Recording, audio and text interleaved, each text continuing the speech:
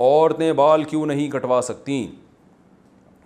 عورتوں کے لیے عام حالات میں بال کٹوانا جائز ہے یا نہیں، جبکہ اس بارے میں کوئی حدیث نہیں ہے، اس بارے میں رہنمائی فرمائیں۔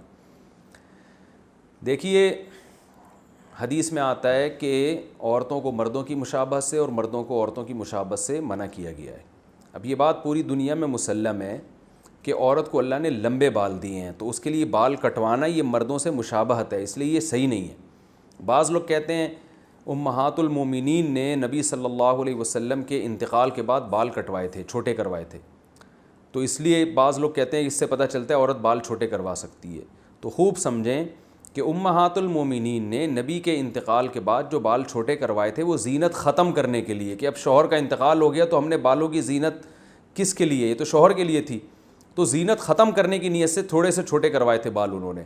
جبکہ آج عورتیں جو بال چھوٹے کرواتی ہیں وہ فیشن کے لیے، زینت پیدا کرنے کے لیے، تو یہ تغییر خلق اللہ ہے، یہ اللہ کی تخلیق کو بدلنا ہے، کہ جس چیز میں اللہ نے زینت رکھی ہے لمبے بالوں میں آپ اس کے خلاف کو زینت قرار دے رہے ہو، تو یہ اللہ کی تخلیق کو بدلنا ہے۔ اس لیے عورت کے لیے ناجائز ہے یہ کہ وہ زینت کے لیے بال چھوٹے کروائے۔ اس لیے علماء کہتے ہیں کہ اگر کوئی اس لیے بالوں کے کنارے چھوٹے کر رہی ہے کہ اس سے بال صحت مند ہو جائیں گے تو یہ جائز ہے۔ تو اس لیے عورت کے لیے اس لیے بال چھوٹے کرانا کہ فیشن کے طور پر، زینت کے طور پر، تو چونکہ فساق عورتوں کا شعار ہے، غیر مسلموں کا شعار ہے، تو یہ مسلمان عورت کے لیے جائز نہیں ہے۔ اور اگر ویسے ہی چھوٹے کرواتی ہے کہ وہ بالوں کی نوکیں چھوٹے کروا رہی ہیں کہ تاکہ وہ تھوڑے سے ایک لیول میں آ جائیں تو یہ جائز ہے۔ اور اگر کوئی اس لیے چھوٹے کروا رہی ہیں کہ بہت ہی لمبے ہو گئے ہیں، سنبھالنا مشکل ہے، تو بھی جائز ہے، لیکن اتنے چھوٹے کہ مردوں سے مشابہت نہ ہو۔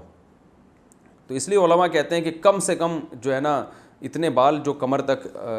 آ رہے ہوں اور جو جس میں چٹیا بن سکتی ہو، بعض علماء نے یہ بھی کہا ہے کہ جو عورتوں کے بال ہوتے ہیں کم از کم چٹیا بن سکتی ہو اس بالوں میں، اگر کوئی بنانا چاہے،